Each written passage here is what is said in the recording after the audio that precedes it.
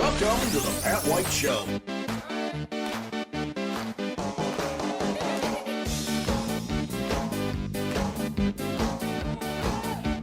Well, it was just announced that Christopher Wray, the head of the FBI, has decided that he is going to retire prior to Donald Trump taking office on January the 26th. Because as you know, Donald Trump was fixing to fire Christopher Wray and put in his own people this time, and maybe he's getting smarter on who he's appointing to run his administration this time as compared to being conned the last time by a whole bunch of rhinos. So, a new guy is coming in to run the FBI, tough cookie. But now, Christopher Wray said, I'm retiring, and new information was just released today about the January 6th riot that happened at the Capitol, right? Everybody remembers that. All those people in there doing whatever they did. Hundreds of people, I think over 1,200 people, being charged, arrested, sent to prisons. Here's what we learned today, folks. Amongst that crowd were 26 FBI moles. You heard me right. There were 26 FBI moles who were in that group. Now, my question is simple. What were they doing? Were they leading anything? Were they told to start anything? Were they told to say, hey, come on, go this way, charge into this? Because right now, I don't know. And I know a lot of people are starting to ask questions. What were those moles doing there? And what did they do? So here's what I think should be done. I think every one of those moles whose names the FBI has, because they're paying them, require them to come in and sit down for a sworn deposition. Let's find out everything they know. What were they told to do? What did they do? Who hired them? Get deep on this to figure out maybe there was something going on that you didn't know about. Maybe there's something really bad about this, especially if someone was doing some instigating, just saying, because that's going to tell us what was going on, and the deeper we can get on this, where we might find out some things that you're going to say, that's what government was doing? That's what your government was doing? So that's something to think about, folks. Now we've learned 26 FBI moles were present in January 6th. Now think of all those people that were arrested. People were put into prison. People were having to spend a boatload of money on legal services. And if it was all set up and orchestrated and done by the FBI as a political maneuver to do what? To create ill will against the president? To cover up the fact that election was, You explain to me how Joe Biden got 81 million votes and Kamala Harris couldn't get 73 million. Explain that one to me when she was supposed to be more popular than he was. I'm just bringing this up to you as something to consider on your behalf. So let's find out what's going on. Let's find out who those 26 were. Let's get them deposed and find out exactly what they were doing, what they were told to do, and who told them to do it. Let's find out. Because maybe we will learn a whole lot more than you are ever being aware of and how your government was actually running its business and running you. Just saying. That's my point. That's all I'm making. But now you know. 26 FBI moles were in the crowd at the January 6th situation in Washington, D.C. What did they do? And when will we find out what it was?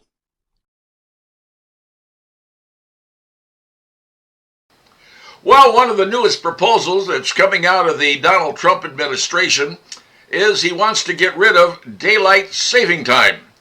Now, I've talked about this issue before, and frankly, to be honest with you, back in the first administration of Donald Trump, he attempted to get rid of it himself.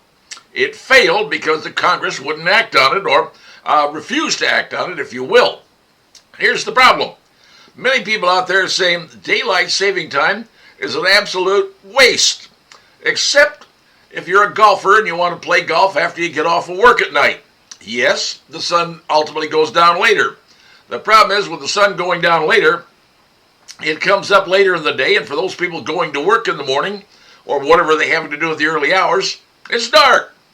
Now, this all depends on whether you are a morning person or an afternoon person. Now, me personally, I'm a morning person. I do everything in the morning. I get up early in the morning. I do things in the morning. I'm ready to go in the morning. That's what I like doing. Anybody in the military will pretty much tell you that's the way your life is because everything starts out early in the morning. So maybe that's where it started for me. But my concern is every time we go into daylight saving time, I've got to set back every single clock in my house. Not that that's a big deal, but setting things back on electronic equipment, unless you've got the manual with you saying, well, how did I do that? How do I get point A to point B and move this to that? I got clocks I got to set back, and frankly, I don't like doing it. I'm sorry, personal thing to me. I don't like setting all the clocks back. And then 6 months later, you got to do it again. And then, oh, by the way, you also have to reset the clock in your car. Now, some people will say, well, I'm just going to leave it that way. Who cares? It'll be right, 6 months from now. I don't disagree with that. But if you want to change that clock in your car, once again, you're back in that owner's manual. The owner's manual nowadays is about this thick. You got to go through there and go, okay, what do I got to change? So the point is what's the value in daylight saving time? Well, you're going to save daylight, right? Well, who cares? I mean, the time is the time. And 2 states, by the way, do not do this, and I have lived in, well, both of them, frankly, Alaska and Hawaii. They do not change their times. Everything is hunky-dory. Everything works well. And you live in Arizona, nothing changes. In Arizona, frankly, they don't want the light necessarily to go on too much longer because it's hot in Arizona. So, daylight saving time, maybe it's time for it to go away. I don't think I object to it, and hopefully the Congress will not object either. Either way, you won't have to mess with your clocks anymore. And that, my friends, is a good thing.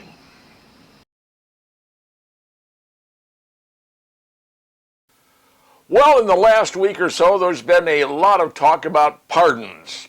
Joe Biden pardoning his son for 10 years. And then, of course, the other side comes out and says, well, Jerry Ford pardoned Nixon and Trump pardoned this person. And I mean, it's just been going back and forth. All the things that are going on involving pardons up to this point have been people that have been sentenced to jail or have been in jail, convicted of a crime. Okay, can you go with that? Well, here's something going on in the Biden White House that absolutely, when I heard about this, I went, you got to be kidding me. Well, apparently, White House staff, high staff, has been in contact with the chief of staff. See, it's not Biden. You're going to his number one man saying, hey, we got some names of people that need to be pardoned. And you're not going to believe who these people are. The White House staff has prepared a list of people that they want the president to pardon. However, they haven't, to my knowledge, committed any particular crime. Maybe they have, but they haven't been convicted of anything, haven't been charged with anything. Here are the people that the White House staff wants Joe Biden to place a precautionary pardon on. They include the following. Adam Schiff, Democrat, who's now Senator Adam Schiff. Yeah, he's about as bad as it gets. He's lower than a snake's belly in a wagon rut. I agree with that. And Liz Cheney, former member of the Wyoming representative, daughter of Dick Cheney, who turned down Trump and was part of the people to impeach him. And finally, Anthony Fauci. That one really kind of galls me a little bit. For them to say, we need to pardon Anthony Fauci, he hasn't been charged with anything except for one thing. The numbers are coming out. He sent a brand new paper out and said, oh, the COVID thing came from out in the woods, out in the jungle, and it moved into a marketplace in China, and it moved into humans. It came from the wild. Nobody knows. And all the studies indicating coming out of Congress go, no, it didn't. It came from the Wuhan lab that you knew about, and the health organization that you're involved with was funding. But for some reason, you can't bring that up for fear of you're going to upset somebody in China. I don't know, maybe they're going to poison you or take you out or something. I don't know. But now they want to provide precautionary pardons to Liz Cheney, Adam Schiff, and Anthony Fauci. You know, things have gotten pretty bad when you're doing precautionary pardons. I hope this thing dies an unfortunate death because we're starting to waste time, and that's not productive.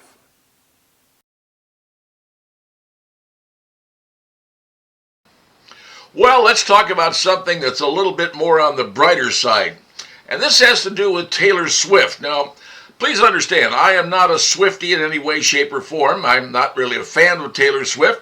But she makes her music, and that's fine. She makes a lot of money, and I'm okay with that too. But I want to tell you about a story about a gentleman. He's 27 years old, lives in Vancouver, Canada, and he wanted to do something for his 25-year-old girlfriend. And that was buy 2 tickets so she could see her favorite artist, Taylor Swift. She was what we call a Swiftie. Well, here's a guy who spends $400, and $400 is still a lot of money. I don't care who you are. And to get a couple of tickets to see the Swift Eras concert, which was a big success, I admit that.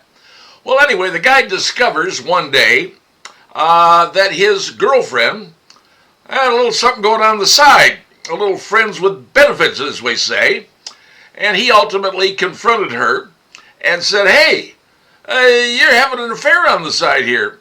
So he breaks up with her, and she gets very, very angry because he would no longer allow her to accompany him to a Taylor Swift concert, which he really didn't want to go to in the first place. He was doing it simply to take care of his then girlfriend.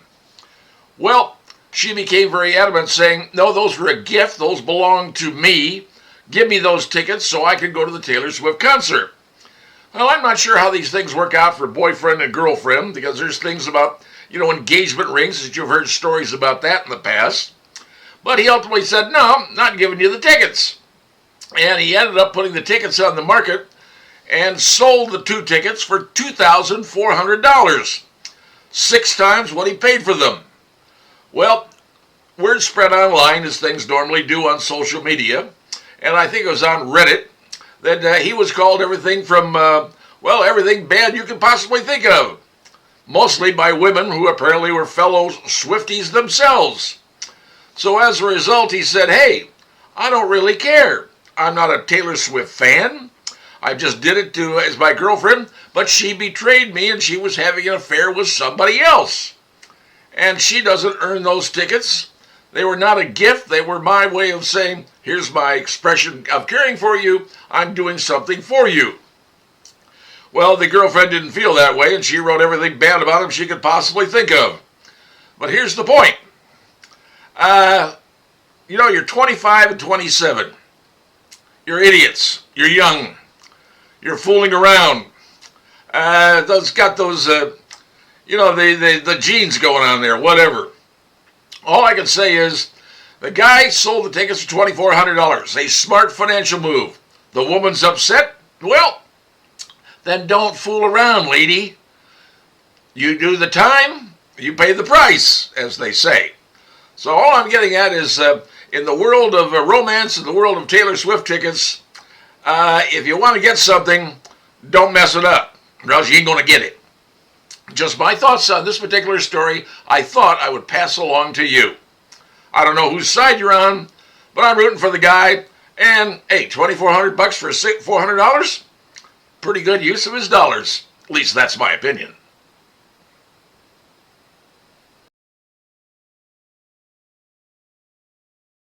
Well, folks, I'm going to tell you a little bit about myself. Some of you might not like what you're going to hear, but it is what it is. I happen to be a proud member, and I have been a proud member, of the NRA for many years. I'm also a active sports shooter. I shoot long-distance precision. That's what I do. I especially like shooting in what is called ARA, the American Rimfire Association. I shoot in their targets and the IBS targets. This is something I do. I don't shoot at animals. I shoot at, paper targets, as they say. But here's the deal. I'm a gun owner. And I see when things happen to companies that are shut out as things like Facebook and X and what have you. Well, it turns out that Facebook, and I happen to be on Facebook, Facebook was shutting out a group called Smith & Wesson. Now, Smith & Wesson was founded in Norwich, Connecticut, clear back in 1852. Now, recently they moved to Maryville, Tennessee, and they're putting out some very, very nice new guns, and frankly, I own one of them. It's really tremendous.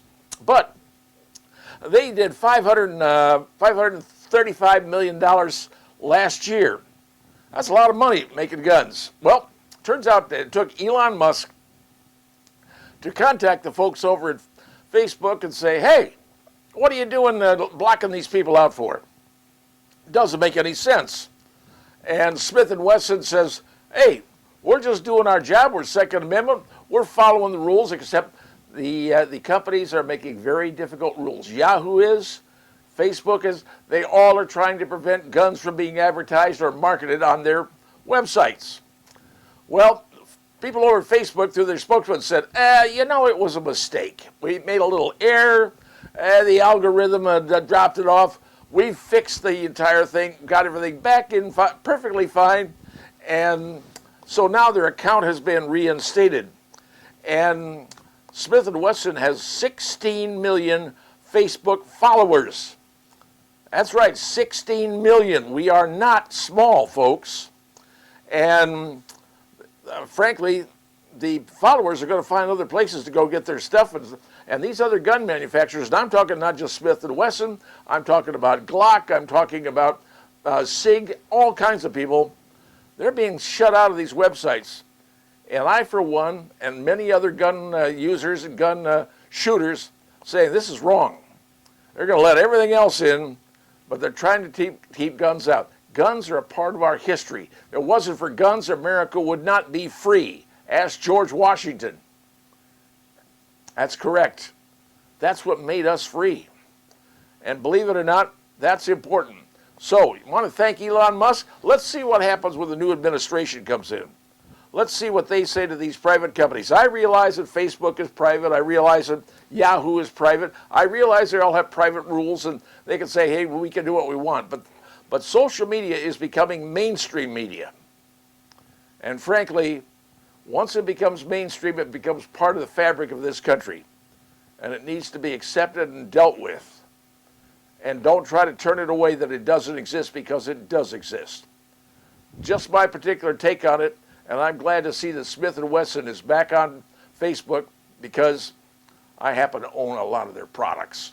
Just saying, something maybe you didn't know, but now you do. I am a proud NRA member and have been for a long, long time. Just saying.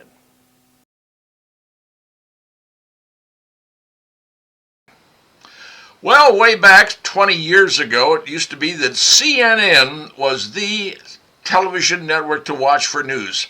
Anything that happened, and I'm going back to things like the original Gulf War and 9/11 or 9/11, all those things that happened, you tuned into CNN. They were the place to go. You go to the airport, all the TVs in the airport had CNN on. That was what everybody watched.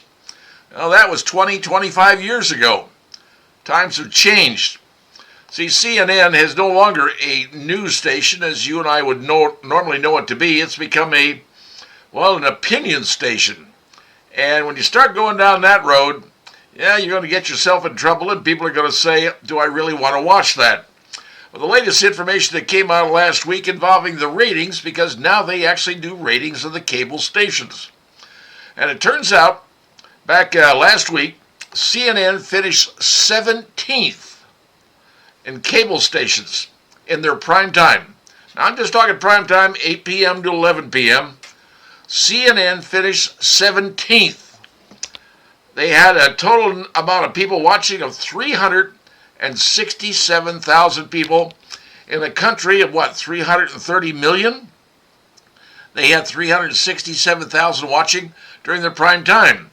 I mean, they got beat out by the likes of TNT, Food Network, Hallmark Mystery, TLC, TBS, History Channel, HGTV, USA, MSNBC. MSNBC even beat them out. Paramount, Hallmark Channel, ESPN. These are all the ones who beat them out. 17th. Now, the most important document or the most important demographic that every broadcaster looks for is a demo called 25 to 2554. 2554 is the demo that every broadcaster wants because that's the money demo. That's where people in there can be, well, they can be convinced to buy whatever product it is that you're selling. Well, it turns out that the 2554 demo for CNN during that time period, when they had 367,000 people, you know how many people they had in 2554? 67,000. That put them 26th. 67,000 out of 330 million people. CNN ain't the same CNN. Now, comparison, primetime, 8 to 11, Fox News had 2.5 million. Now, that's not big numbers when you consider 330 million. I understand that. But Fox News is number one. What happened? It's a matter of opinion. And when you start putting your opinions on the air and start, well, in some cases, not being totally factual with people and getting yourself so opinionated that you're going to turn a certain faction off, people stop watching. And apparently that's what happened to CNN. So now you know, if you're saying, well, CNN, what happened to them? 20, 25 years ago, they were the place to watch. Today, in prime time, they finish in 14th place. And in 2554, they were a whole lot lower, number 26. How times have changed with television and with the cable and with what people watch and what people believe. Just saying.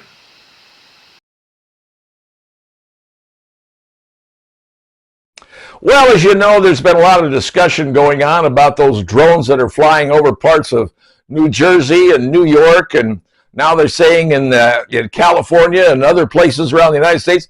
Even drones are flying in South Texas on the Mexico side of the border. Well, let me tell you what I think. Drone technology is vastly improving. If you don't know it, over in Ukraine, both the Ukrainians and the Russians are using drones. Drones to do recon and drones to drop bombs.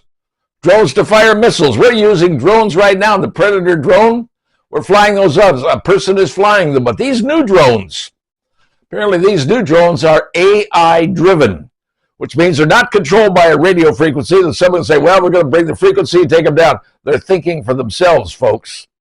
And they're being tested. Companies build these things and try to prove those to the United States government and the military. Here's something we got. What do you think? You want to buy them? And if the government of the United States doesn't want to buy them, other people will. And I'll tell you exactly what's going on. Down in Mexico, drones are on the Mexican border. Are they from us? Are they from the Border Patrol? They're from the cartels. The cartels are flying drones up and down the Mexican border to see exactly where border enforcement is so they know where they can go through. They stop at the border, don't fly over, so we can shoot them down. So Mexico is already using drones better than the United States is doing it for their cartels. Whether you like it or not, folks, drones exist. That is the future of modern warfare. You don't have to like it, and I understand that. But now we've got drones flying, all sorts of drones in different places without pilots. You're not putting a human being into the warfighting situation. That's the way we're headed, folks. That is the future of warfare as I see it. Now, those drones flying over the East Coast, they have one thing that caught my attention. They have both red and green position lights. The FAA requires anything flying at night has to have those position lights. I don't care what you're flying. Plane I flew, you had to have lights. Those drones have the same red and green position lights required. Do I think they're from another country? No. Do I think they're from our military? I do not think so, because the military said, man, it ain't us. But there's nothing to prevent private companies from running out and testing them and training people on them and letting the military in a black box or a black book situation, that's what we call it, a black book, that's something you don't know about, test them out and say, hey, this might be pretty cool. Let's see about getting some of these in the military. That's what I think it is. That's my take on it. So, do I think the drones are dangerous? Nope, I think they're being tested. Because modern warfare, which exists today, go over to Ukraine, you're going to see it for yourself. Modern warfare is now using drones. And the Mexican cartel is doing it a lot better than we are. That's how they monitor our border, and we can't do a darn thing about it. Just saying. Something for you to know and something for you to think about. That's not the last word, but eventually you will find out what's going on, and then you probably will be surprised.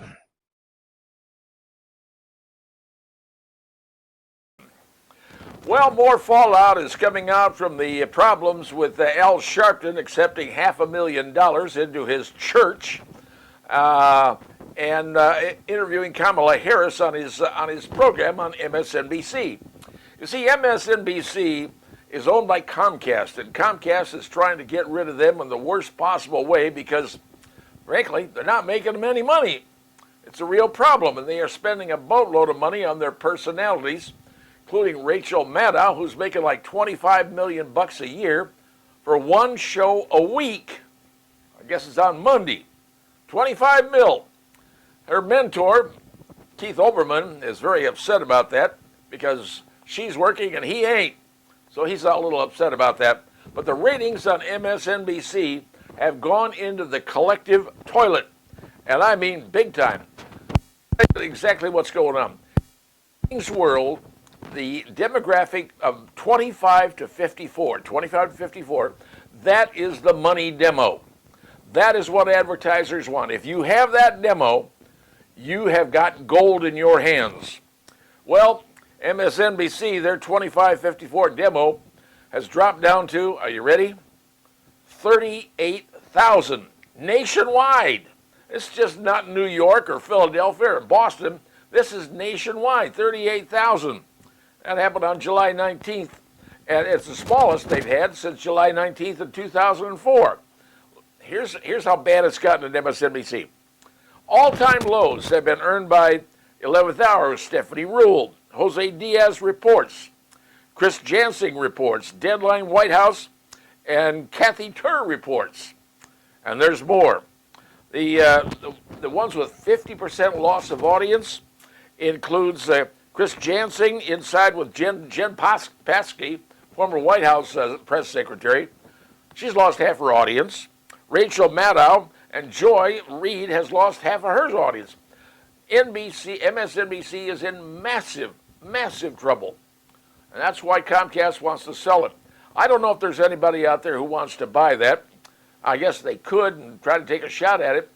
But with these kind of numbers, who's going to take the risk on this? Who wants to employ this? This is making, frankly, NBC News, NBC Network, look bad because they are being pasted with these kind of ratings and this kind of attitude that exists. Will Comcast be able to sell it? I do not know. But I can tell you right now, 38,000, 25-54, that is the worst of the worst of the worst. Welcome to the world, MSNBC. Now you've got a really big problem.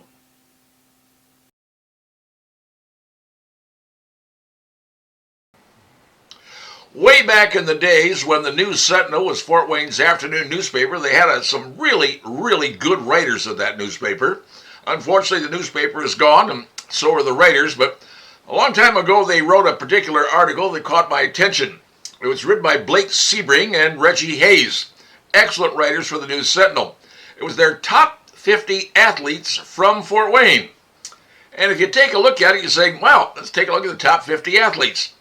I took a look, and some of them jumped out to me for various reasons. And I thought I would just tell you some of those athletes that caught my attention and why I think of them. Number one athlete, and I can tell you that everybody would say that number one athlete is none other than Rod Woodson, Snyder High School graduate. Recently, I was at a Tacoga restaurant celebrating the birthday of my granddaughter, and our chef went to Snyder High School, told us that, went to Snyder, and he was in the same class as Rod Woodson. And he was proud of that. So, other people are proud of the fact they were with Rod Woodson. Fine with me. Number one on the list of great athletes.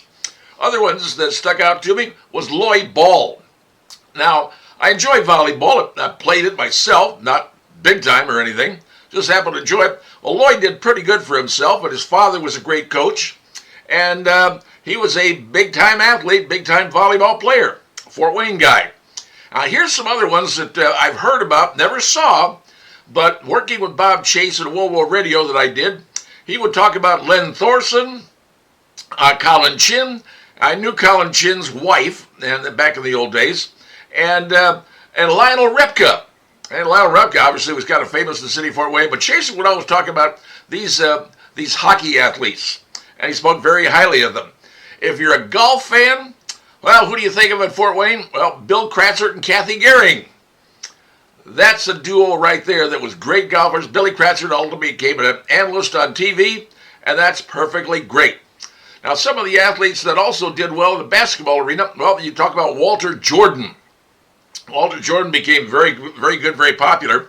But there's one name on the list that some people don't really remember. But I can tell you this, that this goes back to the days of when he played at University of New Mexico. His name was Willie Long. Now, I was in college back in those days, and I was a photographer for the university. And Willie Long was playing for New Mexico. He was one good athlete.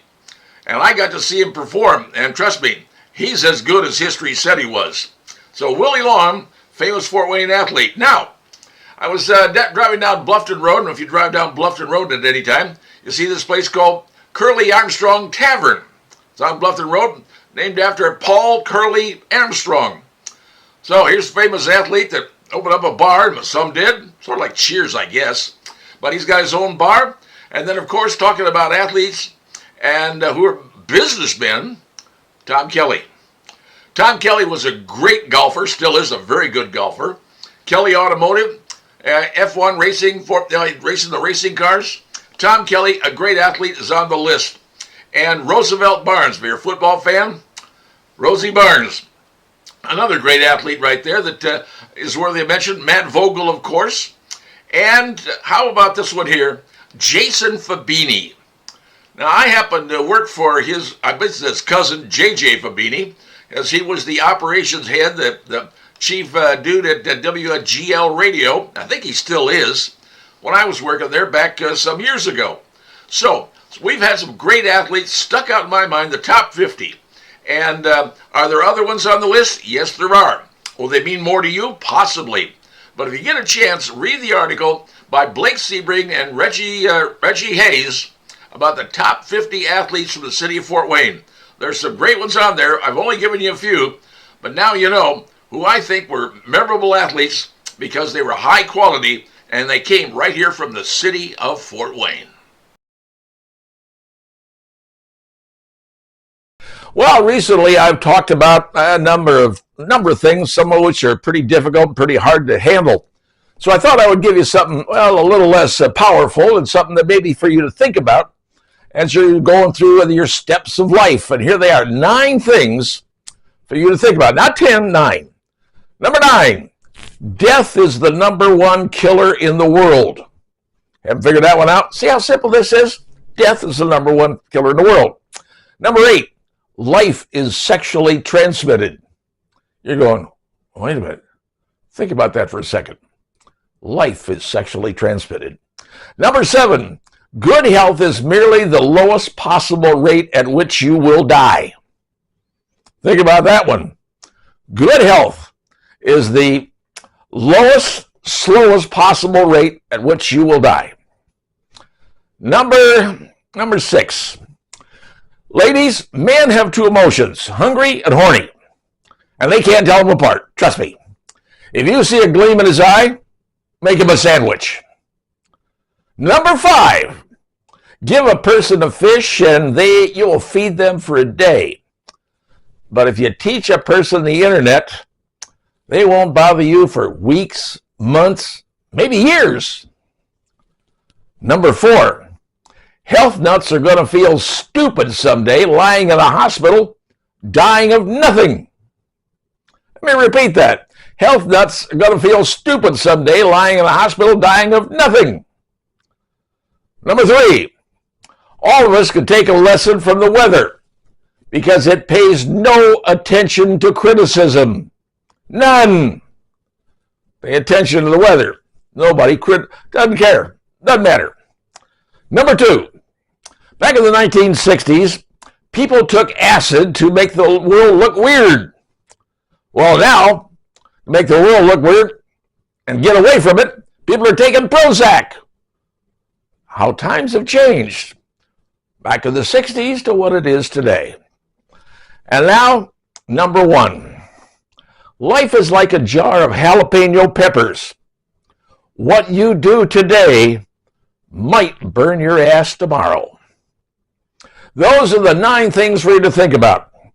I know some of them are a little heady, some a little strong, but if you think about them just a bit, you're going to go, hey, I want to talk something. Let me tell that to my wife. Let me tell that to my girlfriend.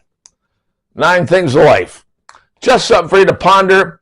Now that I've done the heavy stuff, let's try something a little bit less intense.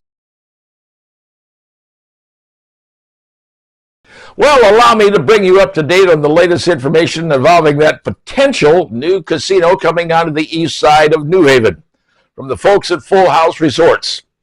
As you know, there's people who are against it, and I've seen their protests. They get together someplace. Fine, you're allowed to protest, but they had a meeting in New Haven.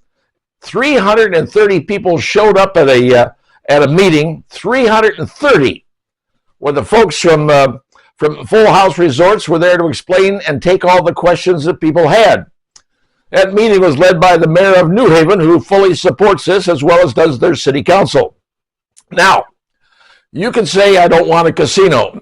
Well, here's the problem that I see with that. I don't gamble. I'm not a gambler. I don't gamble. It's just not in me. But do you play the lottery? Do you go buy scratch-off tickets? Do you sit there on your phone and do FanDuel and do betting on that? Yeah, that's all gambling, folks. I don't care what you say. It exists everywhere. And I don't care who you are, what you are. Latest story, someone said, well, there's $1 million ticket floating around in Kendallville unless somebody claims it. Gambling exists. I don't like it. I'm not necessarily a fan of it. But as far as the casino goes, they got a nice restaurant, I may eat there. If they have a nice concert, somebody's playing, I may go there. I don't go there to gamble. That's your call, but I don't gamble on anything. If the folks in New Haven want it, then let them have it. That's their call. However, it is up to the state of Indiana to determine if they move the license from down south up to New Haven. If they do, it's a $500 million project, which means a lot of jobs for a lot of people. And when it's built, a lot of people will have employment. And the city of New Haven will be making a boatload of money, as will the East Allen County School District and the state of Indiana and even the Allen County. Everybody's going to make some dough in this deal. So my opinion is simple. If democracy rules, and that's what you're asking for is democracy, majority rules in a democracy. That's the definition of a democracy, majority rules. If these 300 people represent what people want, and there's a petition out there, and over 1,200 people have already signed it. You have every right to say, I don't want it. I understand that.